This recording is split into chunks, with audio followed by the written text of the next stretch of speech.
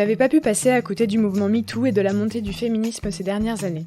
Pour autant, les femmes âgées sont restées inaudibles et invisibles dans cette libération de la parole alors qu'elles ne sont pas à l'abri de ces violences sexistes.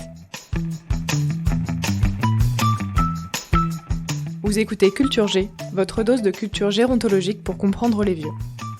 Ce podcast vous est proposé par Sociogérontologie, en partenariat avec Domitis. Le hashtag MeToo a parcouru le monde entier et a permis aux femmes de partager leur expérience et de rendre visible ce qui était jusqu'à présent resté sous silence. MeToo a donc permis à toutes les femmes de libérer leur parole. Enfin presque toutes, puisque les femmes âgées ont été les grandes oubliées de ce féminisme 2.0. D'ailleurs, quand on regarde les chiffres des violences faites aux femmes, elles n'y sont pas présentes non plus. Que ce soit les chiffres du gouvernement, de l'INSEE ou de l'Observatoire national des violences faites aux femmes, les données s'arrêtent à 75 ans. Il faut dire aussi que ces données sont principalement récoltées via Internet. Un outil peu adapté pour des personnes âgées, déjà peu enclines à se confier sur ce type d'expérience traumatisante qui touche l'intimité. Pourtant, les femmes âgées ne sont pas épargnées par ces violences. Sur le premier semestre 2021, parmi les femmes tuées par leur conjoint recensées par le collectif Féminicide, 20% étaient âgées de 70 ans et plus. Les femmes âgées sont donc elles aussi victimes de violences conjugales, physiques, psychologiques ou sexuelles, mais connaît-on vraiment l'ampleur du problème pour cette population ?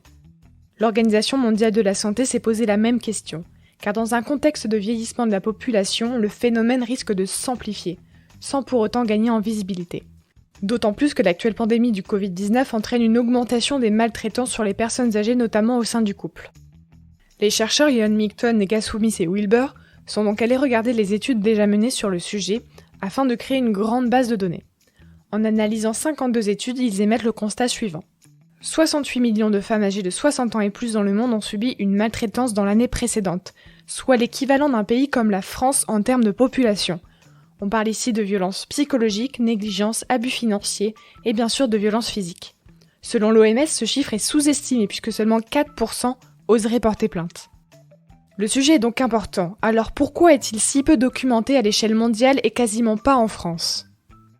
Première hypothèse.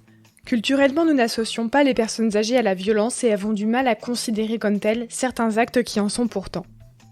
Et inversement. Lorsque l'on s'imagine une personne violente, on visualise rarement une personne de 80 ans. Et lorsque l'on évoque ces violences, les raisons sont souvent liées à la maladie, autant du côté de l'auteur que de la victime. Cependant, au même titre que la mini-jupe n'est pas une excuse justifiant un viol, la maladie ne doit pas être une excuse justifiant ces violences, et il est temps de mettre le problème sur la table et d'en faire un sujet de société. Seconde hypothèse, les femmes âgées portent rarement plainte. Principalement parce qu'elles se sentent dépendantes de leurs partenaires, notamment sur le plan matériel et financier. Par ailleurs, peu de solutions leur sont apportées ou leur sont connues pour s'extraire de cette dépendance. Enfin, les perspectives d'une rupture leur apparaissent trop souvent sans issue, dénotant une forme de dépendance émotionnelle au fait d'être en couple. C'est pourquoi il est important de faire un travail de prévention et de sensibilisation auprès des personnes âgées, mais aussi des professionnels pour aller chercher les victimes et leur ouvrir de nouvelles possibilités. La recherche doit également permettre de poser le sujet sur la place publique et d'éclairer les décisions politiques en fournissant des preuves chiffrées. Les conséquences physiques et psychologiques sont trop importantes pour que les victimes restent invisibles. Anxiété, dépression, blessures, traumatismes, allant parfois jusqu'au décès, il faut intervenir au plus tôt pour éviter que ces violences ne dégénèrent. Alors continuons de prendre la parole comme ces milliers de femmes qui ont osé dire « moi aussi ». Le mouvement MeToo a suscité un véritable élan de solidarité et d'empathie envers la cause des femmes, prouvant que collectivement nous pouvons faire bouger les choses, même sur un sujet resté longtemps tabou. Parlons-en autour de nous, au sein du cercle familial ou entre professionnels, car la lutte contre les violences faites aux femmes concerne aussi les vieilles.